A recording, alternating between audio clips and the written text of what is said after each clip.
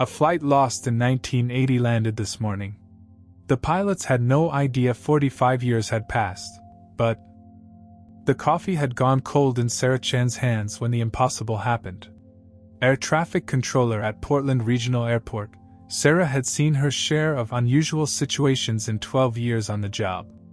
Emergency landings, medical diversions, even the occasional military exercise that made her radar screen light up like a Christmas tree. But nothing, absolutely nothing, had prepared her for the crackling voice that broke through the radio static at 6:47 a.m. on July 3, 2025. Portland Tower, this is Transcontinental Flight 914 requesting permission to land. We're running low on fuel and need immediate clearance. Sarah's fingers hovered over her keyboard, scanning the flight manifest on her screen.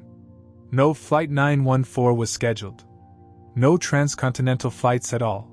The airline had been defunct for over 30 years. Flight 914, please state your origin and destination, she replied, her voice steady despite the chill creeping up her spine. Portland Tower, we departed Miami International at 9:35 a.m. bound for Baltimore. Estimated arrival time was 2:15 p.m., but we've encountered some unusual weather patterns. Current fuel status is critical. Sarah's supervisor, Mike Rodriguez, noticed her confused expression and rolled his chair over. She pointed to her screen, mouthing the words, "No record," while the mysterious pilot continued transmitting. Flight 914, what's your current date and time? A pause. Then, July 2, 1980. Local time is approximately 1:47 p.m. The pen slipped from Mike's fingers, clattering to the floor. Sarah felt her heart skip several beats. She looked at the digital clock on her console, 6:47 a.m., July 3, 2025. Flight 914, please confirm your aircraft type and registration. Boeing 727-200, registration November 7414 Transcontinental. We have 57 passengers and 6 crew members aboard. Mike was already pulling up historical records on his computer, his fingers flying across the keyboard. Sarah watched his face strain of color as he found what he was looking for. Jesus Christ, he whispered, showing her the screen. Transcontinental Flight 914, departed Miami July 2, 1980, disappeared over the Atlantic. All 63 souls presumed lost. The radar screen showed a blip approaching from the southeast, a solid contact, not a ghost return. Sarah's hands trembled as she reached for her microphone. Flight 914, you are cleared to land runway 23. Wind is calm, visibility unlimited. Please be advised that emergency services will be standing by. Thank you, Portland Tower. We appreciate your assistance. The passengers are getting anxious about the delay. As Sarah vectored the impossible aircraft toward the runway, she noticed something that made her stomach lurch. The flight data block on her screen showed the aircraft's speed as 180 knots, normal for a 727-on approach. But the altitude readout was fluctuating wildly, jumping between 3,000 feet and 15,000 feet every few seconds, as if the plane existed in multiple altitudes simultaneously. Mike, call the FBI, she whispered. And maybe someone from the FAA. This is either the biggest hoax in aviation history or what? Sarah couldn't finish the sentence. She didn't want to say what they were both thinking. The aircraft appeared on the horizon exactly where her radar indicated it should be. A gleaming white Boeing 727 with the distinctive red and blue stripes of Transcontinental Airlines, a livery that hadn't been seen in the skies for decades. The plane looked pristine, as if it had just rolled off the assembly line. As Flight 914 touched down with a gentle thump, Sarah noticed something that made her blood run cold. At the exact moment the wheels kissed the tarmac, every clock in the control tower stopped. The digital displays on her console froze at 6:52 and 43 seconds a.m. The analog clock on the wall stood still, its second hand trembling between the 8 and 9. Even her smartphone, sitting on the desk beside her logbook, showed the same frozen time. For 3.7 seconds the world held its breath. Then, as suddenly as it had stopped, time resumed. The clocks jumped forward, the displays flickered back to life, and the normal sounds of the airport returned. The hum of air conditioning, the distant roar of jet engines, the chatter of radio communications. "Did you see that?" Mike asked, staring at his watch in disbelief. Sarah nodded, unable to speak. Through the tower's windows, she watched the 727 taxi toward the gate, its engines winding down with the distinctive whine of 1970s-era turbojets. Ground crews were already approaching the aircraft, but Sarah could see their confusion. They wore modern uniforms, carried iPads and smartphones, and drove electric ground support vehicles. The contrast with the vintage airliner was jarring, like watching a movie where two different time periods had been spliced together. The aircraft door opened, and a retractable jet bridge extended toward it. Sarah grabbed her binoculars and focused on the passengers disembarking. Her breath caught in her throat. The first person to emerge was a flight attendant in a crisp blue uniform with a pillbox hat, a style that had vanished from commercial aviation before Sarah was born. Behind her came passengers dressed in clothing that belonged in a museum, men in wide-lapelled suits and narrow ties, women in long skirts and blouses with shoulder pads that seemed comically oversized by today's standards. "They have no idea," Sarah whispered. "Look at their faces." The passengers were indeed confused, but not in the way she expected. They weren't panicking or screaming. Instead, they were pointing at the modern equipment around them with expressions of bewilderment and curiosity. A middle-aged man in a brown suit was staring at an airport employee's smartphone as if it were alien technology. A woman in a flowered dress was backing away from an electric baggage cart, her hand pressed to her chest in shock. One passenger caught Sarah's attention immediately. A young black woman, maybe 29 or 30, wearing a simple yellow sundress and carrying a vintage camera bag. She moved with the fluid grace of someone who saw the world through a lens, her head turning to take in every detail of the scene around her. The woman, Clarice, according to the passenger manifest Mike had pulled up, stopped in the middle of the jetway and slowly raised her camera. Through the binoculars, Sarah could see her face clearly, intelligent eyes, high cheekbones, and an expression of growing alarm as she realized that everything around her was wrong. "Where are the other planes?" Clarice asked one of the ground crew, her voice carrying in the morning air. "And what are those things?" She pointed at a row of electric ground support vehicles, their LED lights blinking silently. The ground crew member, a young man who couldn't have been more than 25, looked at her with the same confusion she was showing him. "Ma'am, those are just baggage carts. Are you feeling all right?" Clarice turned in a slow circle, taking in the modern terminal building, the LED signs, the sleek aircraft parked at nearby gates. Her camera dangled from her neck as she pressed her hands to her temples. "This isn't right," she said, her voice rising. "Where's the old terminal? Where are the cigarette kiosks? And why does everything look so strange?" A pilot emerged from the cockpit, Captain James Morrison, according to the manifest. He was a man in his early 50s with silver hair and the confident bearing of someone who had spent decades in command. But now he looked lost, his eyes wide with disbelief. "Ma'am," he said to the ground crew's supervisor, "I need to speak with someone in authority. There seems to be some kind of misunderstanding about the date." Sarah watched as more passengers disembarked, each one reacting with the same mixture of confusion and growing panic. They clustered together near the gate, their vintage clothing making them look like actors who had wandered off a movie set. But it was Clarice who held Sarah's attention. The young woman had stopped moving entirely, her camera clutched to her chest as she stared at a departure board displaying flights to destinations that wouldn't exist for years in her timeline, electronic displays showing gate numbers in bright LED letters, airline names she wouldn't recognize, and most disturbing of all, the date, July 3rd, 2025. "Mike," Sarah said, her voice barely above a whisper.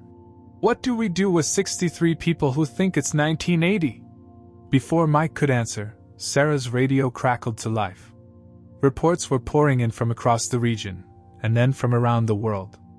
At exactly 6:52 and 43 seconds a.m. Eastern Time, clocks had stopped in 17 major cities: New York, London, Tokyo, Sydney, Moscow, Dubai, Cairo, Mumbai, Singapore, Hong Kong, Frankfurt, Sao Paulo, Mexico City, Los Angeles, Chicago, Montreal, and now Portland. 3.7 seconds. Every single time. And in each city, someone had reported seeing a commercial airliner flying silently overhead during those frozen moments. A plane that shouldn't have been there, carrying passengers from a time that was supposed to be lost forever. Sarah set down her binoculars and reached for her phone to call the FBI. But as she did, she caught sight of Clarice one more time through the window. The young woman was no longer looking at the departure board or the modern equipment around her. She was staring directly at the control tower. Directly at Sarah. And she was smiling. Not the smile of someone who was confused or frightened, but the smile of someone who had just realized they were exactly where they were supposed to be. 3 hours later, Clarice Bell sat in an uncomfortable plastic chair in the Portland Regional Airport's administrative office, still wearing her yellow sundress from 1980. The FBI agents had been polite but persistent, asking the same questions over and over. What was the last thing she remembered? Had she noticed anything unusual during the flight? Did she have any family they could contact? That last question had hit her like a physical blow. Her parents, Samuel and Dorothy Bell, would be in their 90s now. If they were still alive at all. Miss Bell, Agent Patricia Hayes said gently, sliding a tablet across the table. I'm afraid I have some difficult news about your family. Clarice's hands trembled as she looked at the screen. 2 obituaries stared back at her, Samuel Bell, 1925 to 2003, and Dorothy Bell, 1928 to 2007. Heart disease and cancer, respectively. They had died waiting for news of their daughter, never knowing what had happened to Flight 914. I'm sorry, Agent Hayes continued. We've been trying to locate any living relatives, but they're gone, Clarice whispered, her voice hollow. They lived their entire lives thinking I was finished. The weight of 45 lost years crashed down on her. Her parents had grown old, suffered, and died while she was, where? Floating in some impossible space between moments? The photographs in her camera bag felt heavier now, filled with images of a world that no longer existed. A soft knock interrupted her grief. Agent Hayes opened the door to reveal an elderly Hispanic man with kind eyes and calloused hands. He wore a simple blue work shirt and carried a leather satchel that looked as old as he did. Excuse me, he said, his voice carrying a slight accent. I'm Oliver Mendez. I heard about the passengers from Flight 914, and I need to speak with Miss Bell. It's about the time freeze. Agent Hayes frowned. Sir, this is a restricted area. I'm going to have to ask you to. Please, Oliver interrupted, opening his satchel. I've been tracking these incidents for 45 years. Ever since I was 15 years old. He pulled out a manila folder thick with newspaper clippings, handwritten notes, and what looked like technical diagrams. But it was the photograph on top that made Clarice gasp. It was her own photograph, a black and white image of a teenage boy standing beside an old grandfather clock in what appeared to be a repair shop. The boy was maybe 15, with olive skin and serious eyes. The same eyes that were now looking at her from a face lined with 7 decades of life.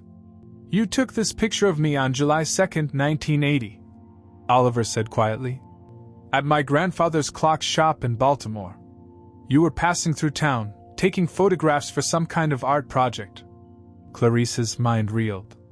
She remembered that day, her last day before catching the flight to Miami. She had been documenting small businesses in Baltimore, trying to capture the essence of working-class America. The clock shop had fascinated her, filled with timepieces from different eras, all ticking in perfect synchronization. I don't understand, she said, looking between the photograph and Oliver's aged face. How is this possible? Oliver sat down across from her, ignoring Agent Hayes' protests. Because 45 years ago, at exactly 2:52 p.m. on July 2, 1980, every clock in my grandfather's shop stopped for precisely 3.7 seconds. Just like they did this morning when your plane landed. He opened his folder and spread out dozens of documents. Newspaper clippings from different cities, different years, but all reporting the same phenomenon, unexplained time anomalies lasting exactly 3.7 seconds. Phoenix, Arizona, 1987, Oliver said, pointing to a yellowed newspaper article. Every clock in the city stopped. Witnesses reported seeing a commercial airliner flying overhead during the freeze. Another clipping. Houston, Texas, 1995. Same thing. 3.7 seconds. Another. Seattle, Washington, 2001. Detroit, Michigan, 2008. Atlanta, Georgia, 2015. Every few years, somewhere in the world, time hiccups for exactly 3.7 seconds. And every single time, someone reports seeing your plane. Clarice felt the blood drain from her face. That's impossible. We only disappeared once. We only landed once. Did you? Oliver asked gently. Or have you been landing over and over again, in different places, different times, for the past 45 years? Agent Hayes leaned forward. Mr. Mendez, what you're suggesting is scientifically impossible. Time doesn't work that way. Oliver smiled sadly. Agent Hayes, 3 hours ago, you would have said a plane from 1980 landing in 2025 was scientifically impossible too. He pulled out a leather-bound journal, its pages filled with meticulous handwriting. After that first incident in my grandfather's shop, I became obsessed with understanding what had happened. I studied physics, astronomy, anything that might explain temporal anomalies. I've spent my entire life documenting these events. But why? Clarice asked. Why would you dedicate your life to this? Oliver's expression grew distant. Because that day in 1980, when you took my photograph, something else happened. Something I've never told anyone. He paused, his fingers tracing the edge of the old photograph. After the clock stopped, I saw you again. Not in my shop, but outside, standing by a bus stop. You were wearing the same yellow dress you're wearing now, and you were crying. You looked right at me and said, "Help me find my way home." Then you vanished.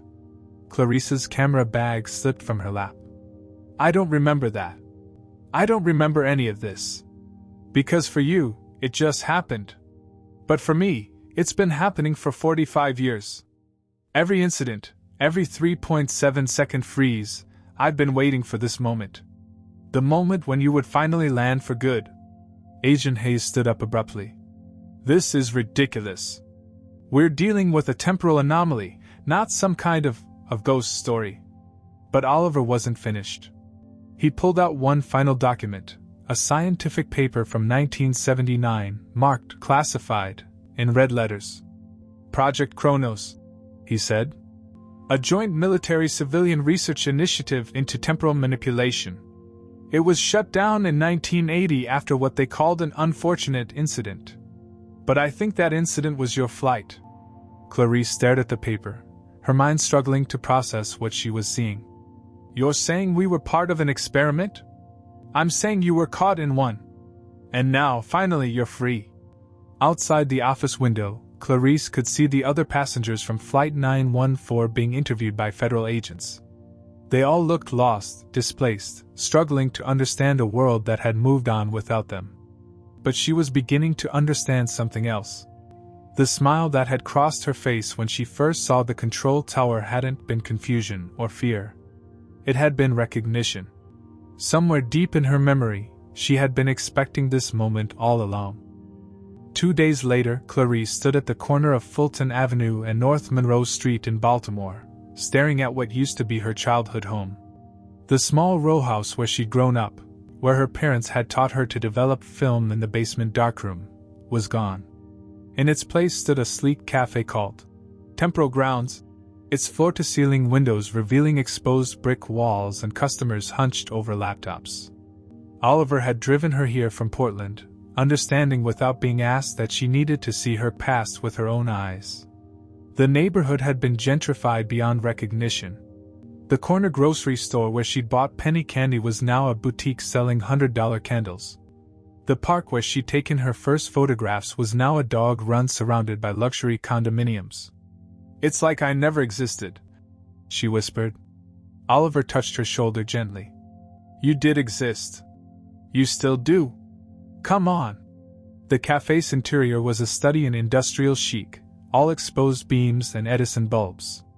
But it was the wall behind the counter that made Clarice's breath catch. Dozens of vintage photographs hung in mismatched frames, creating a collage of Baltimore's past. And there, in the center of the display, was one of her own photographs.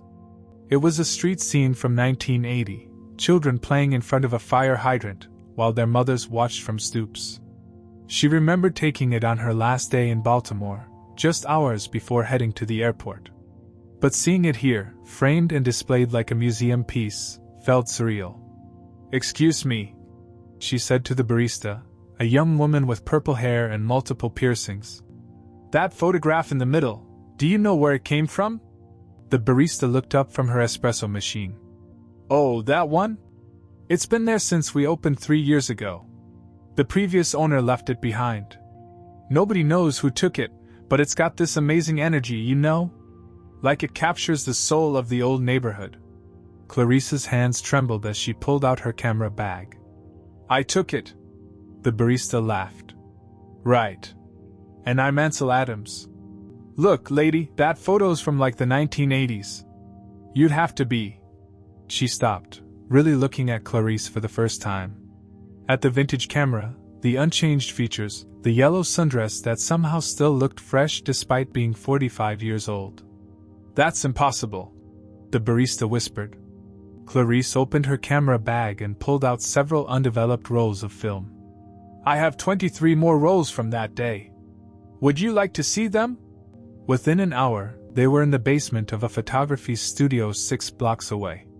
Oliver had found the place online, one of the few remaining businesses that still developed film by hand. The owner, an elderly man named Marcus, had been intrigued enough by their story to stay after hours. These canisters are in remarkable condition, Marcus said, examining the first roll. The film should still be viable, though there might be some degradation after all these years. As the images emerged in the developer solution, Clarice felt a chill run down her spine. The first few photographs were exactly as she remembered: street scenes, portraits of working-class families, the architectural details of a neighborhood in transition. But then came the photographs she didn't remember taking. The 7th image showed the wing of an airplane, shot from a passenger window. But the wing wasn't against a normal sky. It was suspended in a strange, luminous void that seemed to pulse with its own light. I don't remember taking this, Clarice said, her voice barely audible.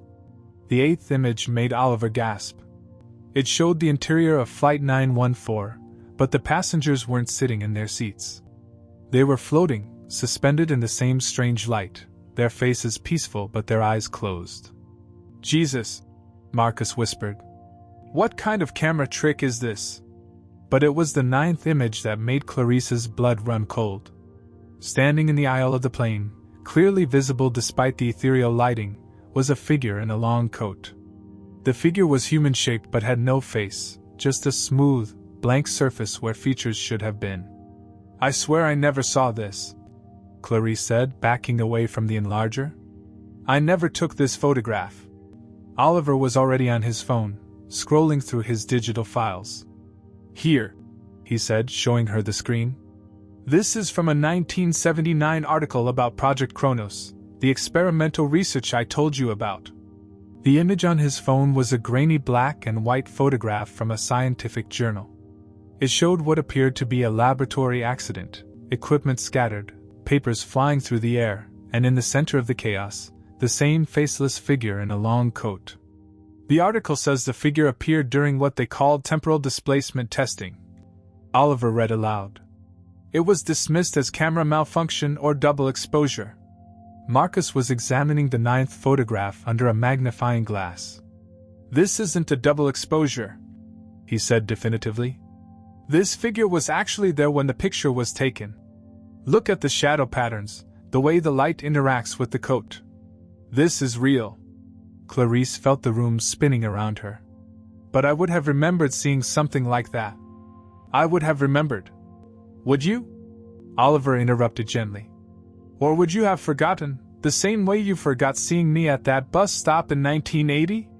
The 10th and final photograph was developing, and as the image slowly emerged, Clarice saw something that made her legs give out. Oliver caught her as she stumbled, but she couldn't take her eyes off the photograph. It was her own reflection, captured in the airplane window. But she wasn't alone. Standing behind her, its hand resting on her shoulder, was the faceless figure. And in the reflection, she could see her own face, not confused or frightened, but calm. Knowing. As if she and the figure were old friends. "I think," she said quietly, "I need to remember what really happened on that flight." Oliver helped her to a chair. "The question is, do you want to remember? Because once you do, there's no going back." Outside the photography studio, the sun was setting over Baltimore. But Clarice barely noticed. She was staring at the photograph of herself and the faceless figure, and for the first time since landing, she was beginning to understand that Flight 914's disappearance hadn't been an accident. It had been a rescue. The next morning, Oliver spread his life's work across the table of his small apartment in Baltimore. 45 years of research covered every surface: newspaper clippings, scientific journals, handwritten notes, and dozens of photographs from around the world. Each document told the same story. Time had been hiccuping for nearly half a century, and Flight 914 had been the constant witness. "I've tracked 5 major incidents," Oliver said, pointing to a world map covered in red pins. "Each one lasting exactly 3.7 seconds. Each one with credible witnesses who reported seeing your plane." Clarice sat across from him, the mysterious photographs from the previous day spread before her like tarot cards. The faceless figure seemed to stare at her from every angle, its presence both comforting and terrifying. "Tell me about the witnesses," she said. Oliver pulled out a thick folder. "The first was in Phoenix, 1987. A meteorologist named Dr. Sarah Kim was calibrating atomic clocks at the National Weather Service when they all stopped simultaneously. She was outside during the freeze and swore she saw a transcontinental 727 flying silently overhead. No engine noise, no contrails, just gliding through the sky like a ghost." He flipped to another report. "Houston, 1995. During a thunderstorm, every clock in the city stopped. But here's the interesting part, the lightning stopped too. Frozen in mid-strike. A storm chaser named Rodriguez captured it on film, and in the background, you can see the outline of a commercial airliner suspended in the frozen lightning." Clarice studied the photograph. Sure enough, there was Flight 914, barely visible but unmistakably there, caught between earth and sky in a moment that shouldn't have existed. "The pattern isn't random," Oliver continued.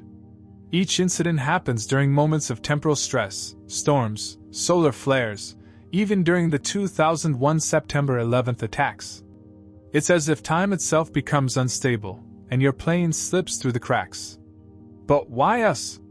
Clarice asked. "Why Flight 914? Oliver's expression grew grave. "Because I think you were already unstuck in time when you took off from Miami. The question is, why?" He pulled out a yellow newspaper from July 3, 1980, the day after Flight 914's disappearance. The headline read, "Secret Experiment Causes Blackout in Miami." "This article was buried on page 7 and never followed up," Oliver said. "But according to the brief report, there was a power surge at a classified facility near Miami International Airport on July 2, 1980. The same day your flight departed." Clarice felt a chill. "Project Kronos?" "I think so. And I think that's when you first encountered the figure in the photographs." Oliver opened his laptop and showed her a document he'd obtained through decades of Freedom of Information Act requests. Most of it was redacted, but the visible text was disturbing. Subject exhibited temporal displacement symptoms following exposure to Kronos field. Recommended immediate extraction and observation. Note: subject appears to maintain consciousness during displacement events, unlike other test subjects who remain in stasis. They were experimenting on passengers, Clarice whispered. "Not passengers. Passenger. Singular. You were the only one who stayed conscious during the displacement." The others were just carried along. The implications hit Clarice like a physical blow. You're saying I was specifically chosen? That the other 62 people on that flight died because of me? No, Oliver said firmly. I'm saying they were saved because of you. Just like you were saved. He pulled out his phone and dialed a number. There's someone you need to meet. Someone who was there during one of the incidents. 20 minutes later, they were sitting in a nursing home in downtown Baltimore, across from a frail woman in her 90s. Her name was Elena Vasquez, and her eyes were the sharpest things about her. I was 37 in 1995, Elena said, her voice still strong despite her age. Working as a nurse at Houston General. During the storm, I was on the roof. Don't ask me why. I was young and stupid when the lightning froze. She leaned forward conspiratorially. But I saw more than just the plane. I saw inside it. Clarice's heart raced. What did you see? The passengers were sleeping. All of them except one. A young black woman in a yellow dress, sitting by the window. She was awake, and she was looking down at the city. Looking right at me. Elena's eyes locked onto Clarice's. You waved at me. You smiled and waved, like you were saying goodbye. I don't remember that, Clarice said, but even as she spoke, she felt a flutter of recognition. A dream, maybe? Or a memory trying to surface. You wouldn't, Elena said. Because for you, it was just a moment. But for me, it lasted forever. That 3.7 seconds stretched into eternity. I could see everything, the plane, the passengers, the city below. And I could see him. Him? The man in the long coat. He was standing in the aisle, watching over everyone. Protecting them. And when the lightning started again, when time resumed, he looked right at me and nodded. Like he was saying thank you. Oliver leaned forward. Thank you for what? Elena smiled. For witnessing. For remembering. For keeping the story alive until it was time for them to come home.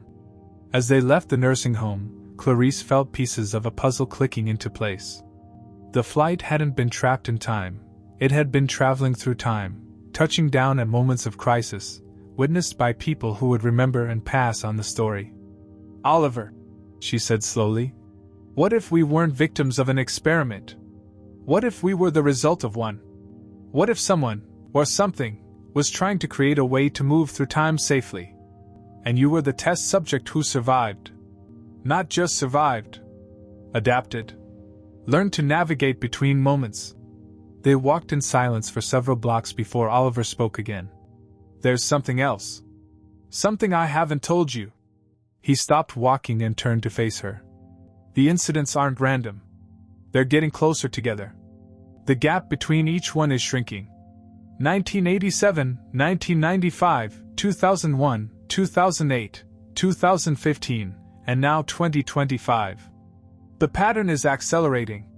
What does that mean? I think it means the loop is closing. Whatever process began in 1980 is coming to an end. And I think your final landing in Portland was just the beginning of the end. As if summoned by his words, every clock on the street, digital displays, church bells, even car radios, began to chime in unison.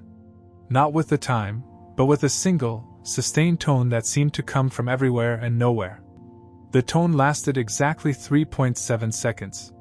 When it ended, Clarice looked at Oliver with new understanding. It's not over, is it? This was just the first landing. No, Oliver agreed, his face pale. I think you're about to take off again. The next day, Clarice found herself standing in front of what used to be Baltimore Community College, now transformed into the Digital Media and Innovation Center. The old brick buildings had been preserved, but sleek glass additions stretched toward the sky, filled with students working on laptops and tablets instead of typewriters and darkroom equipment. She carried her vintage camera bag like a sacred relic, feeling the weight of 45 years of undeveloped memories inside. Oliver had suggested she donate the camera and remaining film to the college's archive, but something deeper was driving her here, a sense that this place held answers she wasn't even sure she was ready to find. The archivist, Dr. Jennifer Walsh, was a woman in her 40s with the careful hands of someone who spent her life preserving history. She handled Clarice's camera with reverence, understanding immediately that she was holding something extraordinary. "This is a Nikon F2, Dr. Walsh said, examining the camera body. 1975, if I'm not mistaken. And these film canisters, they're in remarkable condition for their age. There's one more roll," Clarice said, pulling out a canister that looked different from the others. It was slightly dented, and the metal had a strange, iridescent quality, as if it had been exposed to something that had changed its molecular structure. "This one was in a separate compartment. I almost missed it." Dr. Walsh frowned as she examined the canister. "This film has been exposed to some kind of electromagnetic field. The casing is actually magnetized." She looked up at Clarice with curious eyes. "Where exactly did you say you got this camera?" "It's complicated," Clarice replied. 2 hours later, they were in the college's state-of-the-art digital darkroom, where traditional film development met modern technology. Dr. Walsh had called in her best technician, a graduate student named Marcus who specialized in recovering images from damaged film. "This is going to be tricky," Marcus said, studying the unusual film under specialized lighting. "The emulsion has been affected by whatever magnetized the canister. We might get partial images, or we might get nothing at all." But as the film went through the development process, something extraordinary happened. Instead of the usual black and white images, the photographs that emerged were filled with color, but not normal color. The images seemed to glow with their own light, as if they had been taken in a place where the rules of photography didn't apply. The first image made everyone in the room gasp. It showed the interior of Flight 914, but the plane was floating in a vast space that wasn't sky or sea or land. It was pure light, warm, golden, infinite. The passengers were visible in their seats, but they weren't frozen or unconscious as Elena had described. They were peaceful, as if they were resting in the most comfortable place they had ever been. "This is impossible," Dr. Walsh whispered. "Film can't capture light like this. It's too intense, too pure." The second image was even more strange. It showed Clarice herself, asleep in her window seat. But surrounding her were multiple versions of herself, some younger, some older, some exactly the same age. They formed a circle around the sleeping figure, like guardians watching over their dreaming sister. "Multiple exposure?" Marcus suggested, but his voice lacked conviction. "No," Clarice said quietly. "I think those are all real. All different versions of me from different times." The third image revealed the faceless figure more clearly than any of the previous photographs. It stood at the front of the plane, its long coat flowing despite the absence of any wind. But now Clarice could see something that hadn't been visible before. The figure was holding something in its outstretched hand. "Can you enhance that?" she asked Marcus. As the image sharpened on the computer screen, they could see what the figure was holding: a photograph. The same photograph that now hung in Temporal Grounds Cafe, the street scene Clarice had taken on her last day in Baltimore. "It's showing you your anchor," Oliver said, appearing behind them. He had arrived just as the images were being processed. "Your connection to your own time." The fourth and fifth images showed the plane from the outside, floating in that impossible space of light. But they weren't alone. Other aircraft drifted in the distance, planes from different eras, different airlines, all suspended in the same golden void. "My God!" Dr. Walsh breathed. "How many flights are missing?" "Not missing," Clarice corrected, understanding flooding through her. "Saved. All of them saved." The final image was the most revealing of all. It showed Clarice standing in the aisle of the plane, facing the faceless figure. But now she could see her own expression clearly. She wasn't afraid or confused.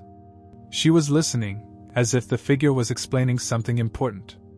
And in the background, barely visible, was what looked like a control panel covered in symbols that weren't quite letters, weren't quite numbers, but somehow conveyed meaning nonetheless. "I remember now," Clarice said, her voice distant. "It wasn't a kidnapping or an accident. It was a rescue mission that went on too long." Oliver leaned closer to the screen. "Rescue from what?" From Project Chronos. They were trying to weaponize time travel, but they didn't understand what they were playing with. The experiments were tearing holes in time itself. So something intervened. She pointed to the faceless figure. That's not a person. It's a guardian. A being whose job is to repair temporal damage. It saved us from being torn apart by their experiments, but in doing so, we got caught in the repair process. For 45 years. Oliver said. No. For 45 years, we've been helping with the repairs. Every time we appeared during a temporal incident, we were patching holes in time. The 3.7-second freezes weren't disruptions. They were healing moments. Dr. Walsh stared at the glowing photographs spread across the table. And now? Clarice felt a deep certainty settle in her chest. Now the repairs are complete. The timeline is stable again. That's why we were allowed to land permanently. As if in response to her words, the photographs began to fade. The impossible colors grew dimmer, the golden light less bright, until finally they looked like ordinary black and white images, still beautiful, still mysterious, but no longer otherworldly. The evidence is disappearing, Marcus said in alarm. Because it's no longer needed, Clarice replied. The story has been told. The witness has been heard. But even as the photographs faded, Clarice felt something new awakening in her memory. A conversation with the faceless figure, conducted not in words but in pure understanding. A mission that wasn't quite finished. She looked at Oliver, her eyes bright with new purpose. There's one more thing I have to do. 1 week later, Clarice sat in Oliver's living room at 6:51 a.m., watching the seconds tick by on his grandfather's old pendulum clock. She had spent the past 7 days saying goodbye to the other passengers from Flight 914, who were slowly adapting to their new time, to the FBI agents who had finally classified the incident as unexplained but resolved, to the modern world that felt both alien and oddly familiar. But mostly, she had been preparing for what she knew was coming. You don't have to do this alone, Oliver said, sitting beside her. His voice was calm, but she could see the worry in his eyes. Yes, I do, Clarice replied, her camera resting in her lap. She had loaded it with new film, just one roll, 24 exposures. This last part was always meant for just me. The clock showed 6 hours 52 minutes and 40 seconds. Oliver, she said softly, thank you for waiting 45 years for me. Thank you for being worth the wait. At exactly 6:52 and 43 seconds a.m., the world stopped. But this time, Clarice was ready for it. The pendulum froze mid-swing. The digital displays on Oliver's electronics went dark. Even the dust motes in the sunlight hung motionless in the air. But unlike the previous incidents, the effect didn't extend beyond the walls of Oliver's apartment. This 3.7-second pause was meant only for her. Clarice felt the familiar sensation of displacement, like being gently lifted out of her body and carried somewhere else. But instead of the plane, she found herself standing in her old seat on Flight 914, Seat 12A, by the window. The aircraft was exactly as she remembered it from July 2, 1980, except now she was the only passenger. The other seats were empty, waiting for their occupants to return from whatever peaceful rest they had found in the golden void. The faceless figure stood in the aisle beside her, as she had known it would be. This time, when it spoke, she could understand every word, not heard but felt, like thoughts that weren't quite her own. You were the bridge, the figure said without moving its lips. The conscious mind that allowed us to move between moments safely. But your part in the repair is finished now. What about the others? Clarice asked. The passengers, the crew? They are where they need to be. They have been given new lives, new chances, new time. The 45 years they lost have been returned to them in other ways, in dreams, in moments of unexpected joy, in the love they will find in this new era. Clarice looked out the window and saw not the golden void, but Baltimore as it was in 1980. Her neighborhood, her parents' house, the world she had left behind. All of it preserved perfectly in this pocket of frozen time. I could stay, she said. I could go back to 1980, warn my parents, live the life I was supposed to have. You could, the figure agreed. But is that what you want? Clarice thought about the past week. About meeting Oliver, about seeing how the world had changed and grown, about the art exhibit she was already planning in her mind. About the stories she now carried, not just her own, but the story of everyone who had been caught in time's healing process. No, she said finally. I want to go forward. The figure nodded, and for the first time, Clarice could see something like a smile in its featureless face. Then this is goodbye, it said. Thank you for your service to time itself. The plane began to fade around her, but gently, like waking from a beautiful dream. As the seat beneath her dissolved, Clarice raised her camera and took one final photograph, not of the figure or the plane, but of her own reflection in the window, smiling as she returned to her chosen time. When the 3.7 seconds ended, she was back in Oliver's living room. But something had changed. The weight she had carried since landing, the sense of being displaced, of not quite belonging, was gone. She felt, for the first time in a week, completely present in 2025. How do you feel? Oliver asked, watching her carefully. Like I'm finally home, she said. 6 months later, the 3.7 seconds photography exhibit opened at the Baltimore Museum of Art. Clarice's images, both the old ones from 1980 and the new ones she had taken since landing, drew crowds from around the world. People came to see the impossible photographs, but they stayed for the story of resilience, of finding home in unexpected times, of the healing power of witnesses and memory. Oliver attended the opening, walking slowly but steadily with a carved wooden cane. He had become something of a local celebrity, the clockmaker who had solved the mystery of the temporal anomalies. But more importantly, he had become Clarice's closest friend, the keeper of her story and the guardian of their shared secret. That night, as the last visitors left the museum, Clarice stood alone before her final photograph, the one she had taken in the dissolving plane. It showed her reflection in the window, but if you looked carefully, you could see something else, a faint outline of wings in the glass, as if the plane itself was saying goodbye. A year later, Oliver passed away peacefully in his sleep. Clarice found him the next morning, sitting in his chair beside his grandfather's clock.